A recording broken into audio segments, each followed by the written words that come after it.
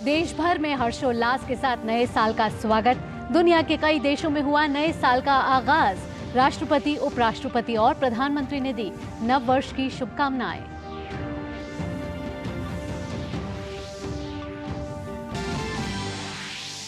साल के पहले दिन इसरो PSLV C-58 रॉकेट के जरिए एक्सरे पोलरीमीटर उपग्रह करेगा लॉन्च। एक्सरे स्रोत और ब्लैक होल के राज खोलने में करेगा मदद।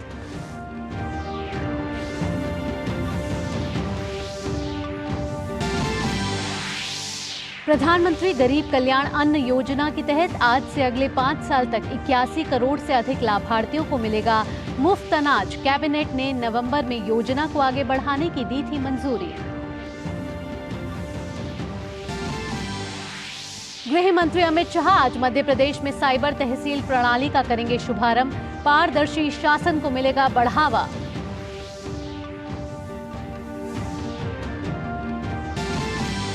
अंतर्राष्ट्रीय खबरों में अमेरिका ने हूती विद्रोहियों से लिया बदला। हूती की 3 नौकाओं को लाल सागर में डुबोया। 10 हूती विद्रोहियों की मौत। कंटेनर शिप पर किया था हमला।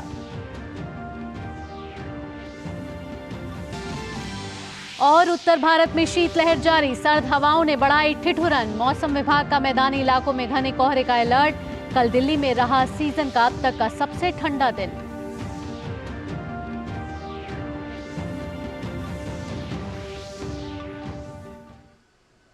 नमस्कार, डीडी न्यूज पर आप सभी का स्वागत है। मैं हूं आपके साथ भावना नैयर और डीडी न्यूज के सभी दर्शकों को नव वर्ष की हार्दिक शुभकामनाएं। आइए बढ़ते हैं सुर्खियों के बाद अब खबरें विस्तार से जानते हैं। नए साल 2024 के स्वागत के बीच देश के अलग अलग राज्यों से एक मनमोहक नज़ारा देखने को मिल रहा है।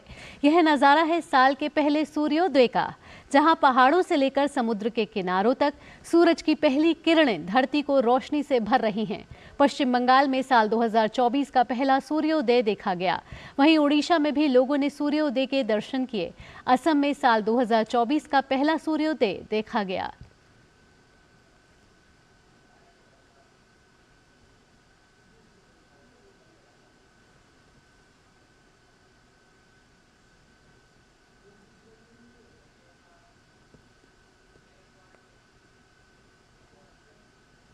तो आप ये गुवाहाटी से तस्वीरें देख रहे हैं, जहां नए साल 2024 का पहला सूर्योदय देखा गया। लोगों ने उत्साहपूर्वक सूर्योदय का आनंद उठाया और सूर्योदय के दर्शन किए। तो अलग अलग जगहों से सूर्योदय का स्वागत किया गया और सूर्योदय के लिए प्रार्थना सभाएं भी की गई।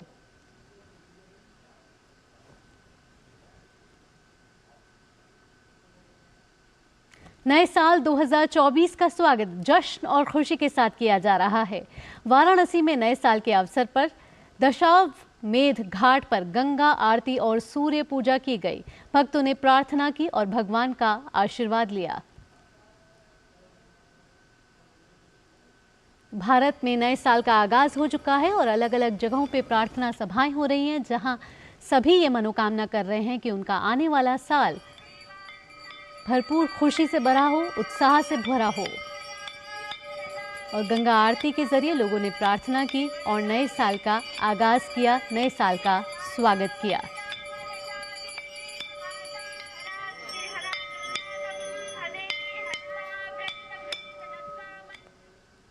इससे पहले देश भर में लोगों ने 2023 को अलविदा कहते हुए नए साल 2024 का जश्न और खुशी के साथ स्वागत किया। इस अवसर पर बड़ी संख्या में लोग धार्मिक स्थलों पर श्रद्धालु, आस्था और प्रार्थना के साथ नए साल का स्वागत करते दिखे। अमृतसर की बात करें तो यहाँ स्वर्ण मंदिर में श्रद्धालुओं ने आस्था और प्रार्थना के साथ नए साल का स्वागत किया। वहीं वाराणसी की बात करें तो वाराणसी के दशाश्वमेध घाट पर गंगा आरती और सूर्य पूजा की गई। वहीं मुंबई के श्री सिद्धिविनायक गणपति मंदिर में नए साल की पहली आरती की गई। इसके अलावा दिल्ली के कनॉट प्लेस स्थित हनुमान मंदिर में भी नए साल की पहली आरती की गई। उज्जैन की बात करें तो उज्जैन में श्री महाकालेश्वर मंदिर में नए साल की पहली भस्म आरती हुई।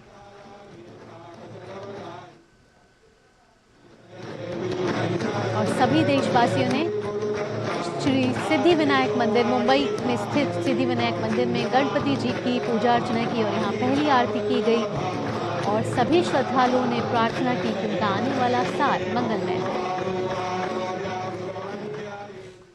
राष्ट्रपति द्रौपदी मुर्मू और उपराष्ट्रपति जगदीप धनखड़ ने देशवासियों को नव वर्ष की शुभकामनाएं दी हैं। राष्ट्रपति मुर्मू ने कहा है कि वर्ष 2024 सभी के लिए प्रसन्नता, शांति और समृद्धि लेकर आए। उन्होंने कहा कि जनता को राष्ट्र की प्रगति में योगदान करते रहना चाहिए, राष्ट्र और समाज को समृद्ध बनाने की शपथ लेनी चाहिए। वहीं उपराष्ट्रपति जगदीप धनखड़ ने कहा है कि नया वर्ष प्रत्येक व्यक्ति के जीवन में शांति, समृद्धि और प्रसन्नता लेकर आए। उन्होंने कहा कि हम सभी भारत की समग्र प्रगति और समृद्धि में योगदान करने का संकल्प लें।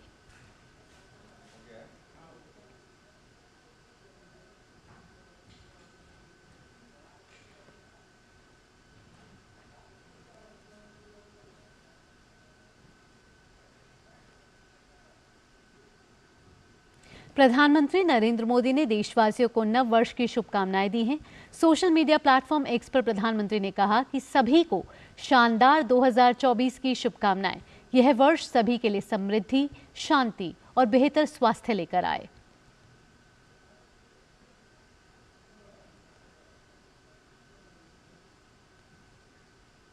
और नए साल का स्वागत सभी हर्षोल्लास के साथ कर रहे हैं, प्रार्थना के साथ कर रहे हैं। और आप तस्वीरों के जरिए देख रहे हैं कि देश भर के अलग अलग राज्यों में, अलग अलग शहरों में, दिल्ली, वाराणसी, मुंबई, उज्जैन, सभी जगहों में धार्मिक स्थलों पर पूजा अर्चना की जा रही है।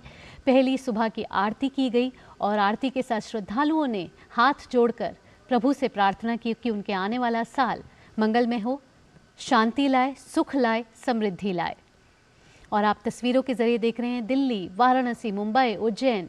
दिल्ली के कनॉट प्लेस में हनुमान मंदिर में सुबह की पहली आरती की गई। वहीं वाराणसी में भी पूजा अर्चना की गई। मुंबई में श्री सिद्धि विनायक मंदिर की ये तस्वीरें हैं और वहीं उज्जैन में महाकालेश्वर की तस्वीरों के जरिए आप देख रहे हैं कि धार्मिक स्थलों पर लोग जो है वो उमड़ रहे हैं और पूजा अर्चना कर रहे हैं।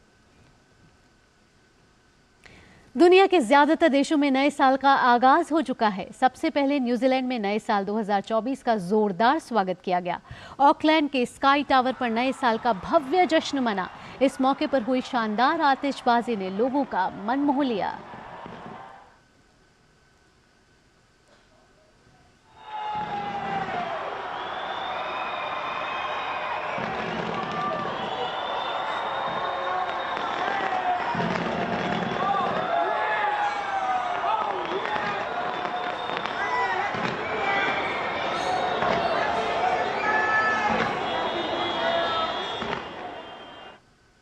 न्यूजीलैंड से अब आपको लिए चलते हैं ऑस्ट्रेलिया के सिडनी में आतिशबाजी के साथ नए साल 2024 का जश्न मनाया गया। सिडनी में हार्बर ब्रिज और ओपेरा हाउस के पास 12 मिनट की आतिशबाजी चलाकर नए साल का स्वागत किया गया। इस दौरान 8.5 टन के पटाखे जलाए गए। सिडनी की भव्य तस्वीरें जहां हार्बर ब्रिज और ओपेरा हाउस के पास आतिशबाजी की गई और लोगों ने नए साल का स्वागत किया।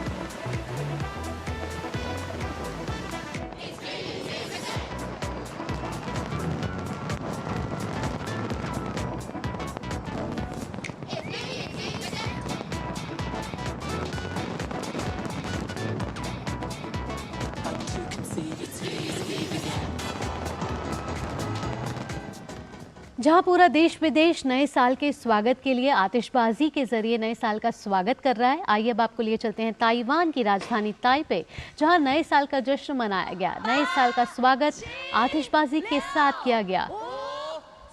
लोगों ने यहां सेल्फी खींचकर नए साल का स्वागत किया और काउंटडाउन के साथ नए साल का आगाज हुआ।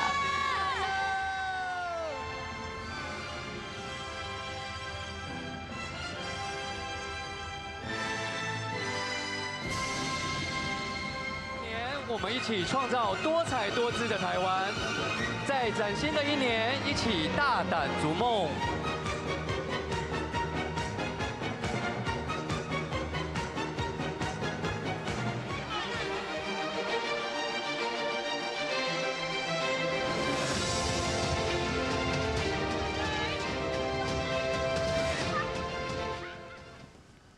और इन खूबसूरत झलकियों के बाद अब आपको लिए चलते हैं थाईलैंड के बैंकॉक, जहां आतिशबाजी के साथ नए साल 2024 का भव्य स्वागत किया गया। Happy New Year! Happy New Year! Wow! The unrivaled phenomenal Siam, the icon of our time. 新年快乐！我们 इसी जगमगाहट के साथ ही सभी के नए साल जो है वो इसी रोशनी के साथ आए। इसी के जरिए थाईलैंड में भी आतिशबाजी के साथ नए साल का जश्न मनाया गया और नए साल का भव्य स्वागत किया गया। लोगों ने इस आतिशबाजी का भरपूर आनंद उठाया। Oh yeah!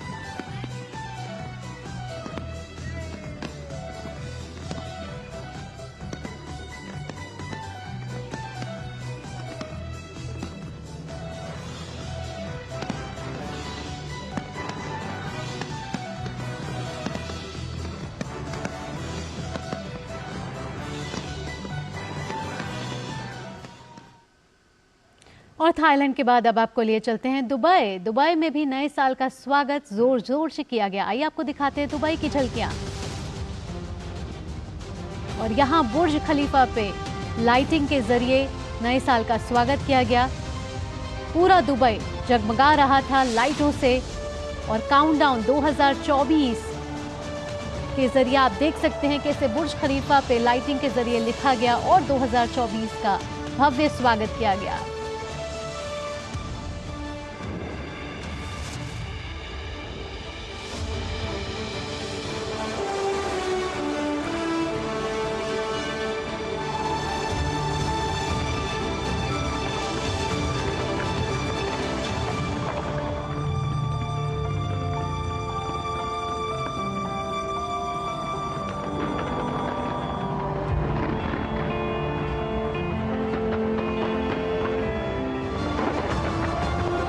तो दुनिया के अलग अलग देशों ने अपने तरीके से आतिशबाजी के जरिए नए साल का स्वागत किया।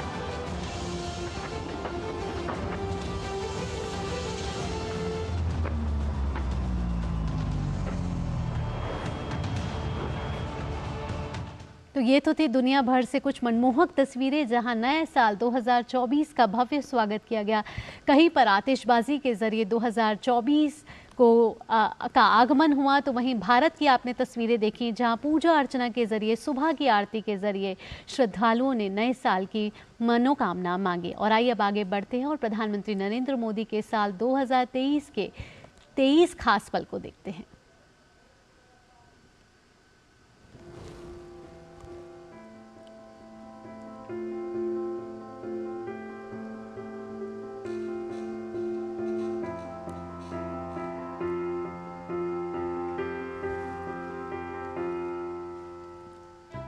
दो 2023 में प्रधानमंत्री की ये 23 यादगार पल हैं जहां प्रधानमंत्री अमेरिकी राष्ट्रपति जो बाइडेन के साथ दिख रहे हैं तस्वीरों में।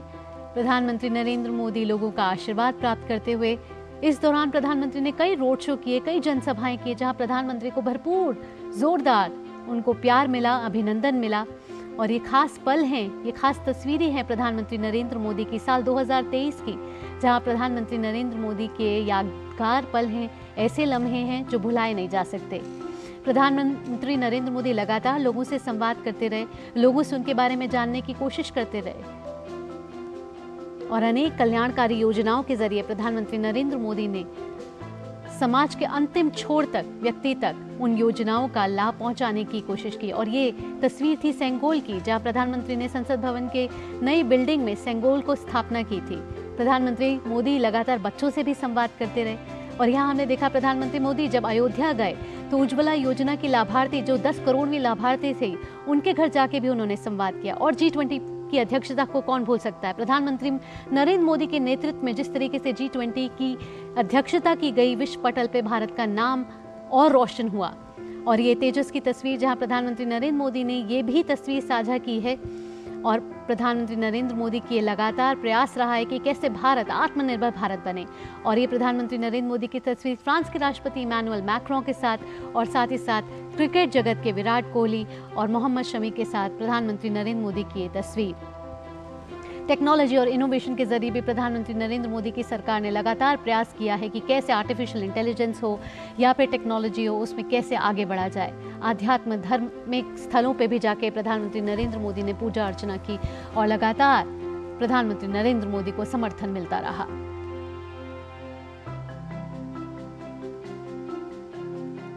और ये बेहद ही यादगार पल हैं प्रधानमंत्री नरेंद्र मोदी के। और ये जॉर्जिया मेलोनी के साथ ये जो तस्वीर है उसने इंटरनेट पे तो सेंसेशन मचाई ही और लगातार व्यूज और लाइक्स बटोरे।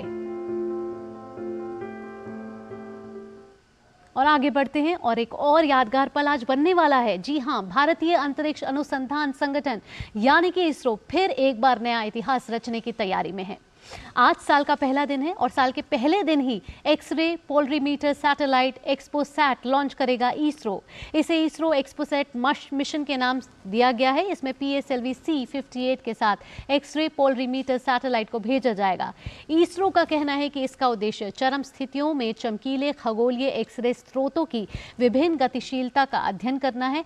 विभिन्न खगोलीय स्रोतों जैसे ब्लैक होल, न्यूट्रॉन तारे, सक्रिय गैलेक्टिक नाभिक, पल्सर पवन निहारिका आदि का उत्सर्जन तंत्र जटिल भौतिक प्रक्रियाओं से उत्पन्न होता है और इसे समझना चुनौतीपूर्ण है। इसरो के अनुसार ये खगोलीय स्रोतों से एक्सरे उत्सर्जन का अंतरिक्ष आधारित ध्रुवीकरण माप में अध्ययन करने के लिए अंतरिक्ष एजेंसी का पहला समर्पित वैज्ञानिक सैटेलाइट है।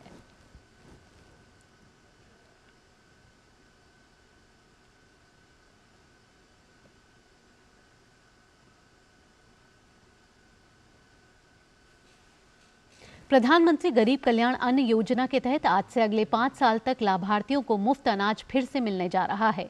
यह योजना के अंतर्गत 81 करोड़ से अधिक गरीबों को 5 किलोग्राम अनाज निःशुल्क दिया जाता है। वहीं अंत्योदय परिवारों को प्रति माह 35 किलोग्राम अनाज निःशुल्क उपलब्ध कराया जाता है। निःशुल्क अनाज उपलब्ध कराने से देश भर में एक राष्ट्र एक राशन कार्ड के अंतर्गत पोर्टेबिलिटी का एक समान कार्यान्वयन सुनिश्चित होगा और विकल्प आधारित यह प्लेटफॉर्म और मजबूत होगा। केंद्र सरकार ने नवंबर में ये योजना को आगे बढ़ाने की मंजूरी दी थी।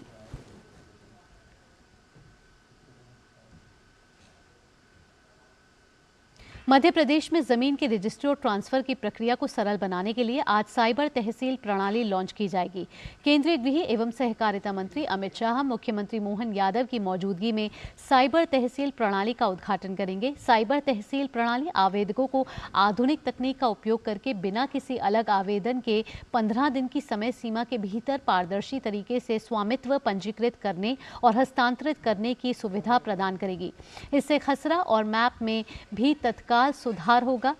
पहले चरण में यह प्रक्रिया केवल ऐसे मामलों में लागू की जाएगी जहां प्रॉपर्टी को लेकर कोई केस नहीं चल रहा है और जहां बिक्री पूरे प्लॉट के लिए है। बाद में इसे सभी प्रकार के विवादित हस्तांतरणों और विभाजनों तक बढ़ाया जाएगा।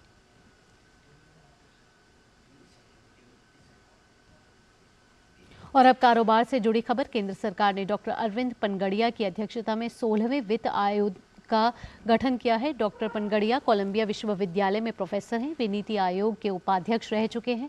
वित्त आयोग केंद्र और राज्य के बीच शुद्ध कर के वितरण सहित विभिन्न मामलों में सिफारिश करेगा।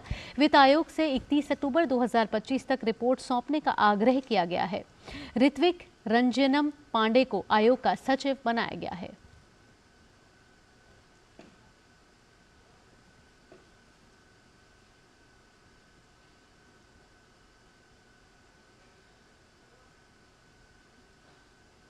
और अब मौसम से जुड़ी खबर। पूरे उत्तर भारत में ठंड का प्रकोप जारी है।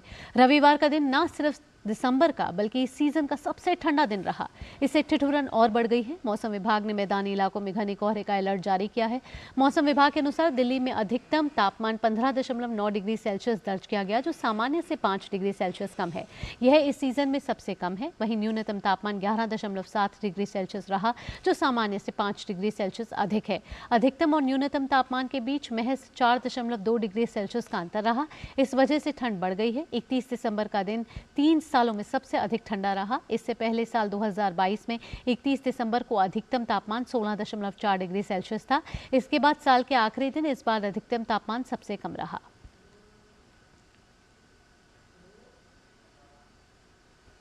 रक्षा अनुसंधान एवं विकास संगठन DRDO का आज 66वां स्थापना दिवस है।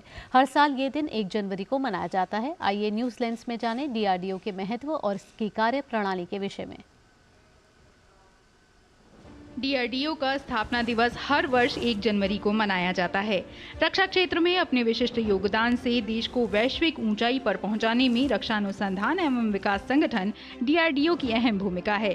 इसकी स्थापना साल 1958 में की गई थी, जिसका उद्देश्य अत्याधुनिक और महत्वपूर्ण रक्षा प्रौद्योगिकियों और प्रणालियों में भारत को आत्मनिर्भर और सशक्त बनाना और सशस्त्र बलों को अत्याधुनिक हथियारों और उपकरणों से लैस करना है। रक्षा अनुसंधान एवं विकास संगठन डीआरडीओ भारत सरकार के रक्षा मंत्रालय के प्रशासनिक नियंत्रण के अधीन काम करता है। वर्तमान में डॉक्टर जी समीर कामत डीआरडीओ के चेयरमैन हैं। डीआरडीओ के पास अत्याधुनिक प्रयोगशालाओं का एक समूह है जो रक्षा प्रौद्योगिकी के विभिन्न क्षेत्रों जैसे वैमानिकी, शस्त्र, इलेक्ट्रॉनिक्स, लड़ाकू वाहन, इंजीनियरिंग प्रणालियां, इंस्ट्रूमेंटेशन, मिसाइलें, उन्नत कंप्यूटिंग, सिमुलेशन, नौसेना प्रणाली, लाइफ साइंस, प्रशिक्षण, सूचना प्रणाली और कृषि आदि में काम करता है। रक्षा सेवा के अतिरिक्त डीआरडीओ ने कोविड की दूसरी लहर के दौरान भी काफी अहम भूमिका निभाई थी। साथ ही डीआरडीओ ने देश की अंतरिक्ष शक्ति को बढ़ाने में अहम भूमिका निभाई। डीआरडीओ ने कई शक्तिशाली रडार से लेकर मिसाइलें देश को दी हैं। वहीं मिशन शक्ति भारत के अंतरिक्ष इतिहास की सबसे बड़ी उपलब्धियों में से एक है। मिशन शक्ति की सफलता ने भारत को पूरी दुनिया में अग्रिम पंक्ति में लाकर खड़ा कर दिया, जो अंतरिक्ष में अपनी संपत्तियों की रक्षा करने में समर्थ है। IGMDP के अंतर्गत 5 मिसाइलों के सफल परीक्षण ने भारत को नई बुलंदियों पर पहुंचा दिया।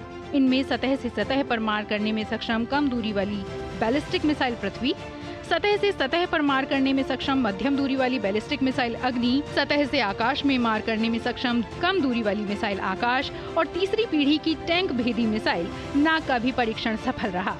अग्नि मिसाइल से बैलिस्टिक मिसाइलों तक के जटिल सफर को भी डीआरडीओ ने शानदार बनाया, जिसमें डॉक्टर कलाम ने अग्नि और पृथ्वी मिसाइलों के विकास और संचालन में महत्वपूर्ण भूमिका निभाई थी। भारत का रक्षा अनुसंधान एवं विकास संगठन डीआरडीओ लगातार नई तकनीकों पर काम कर रहा है।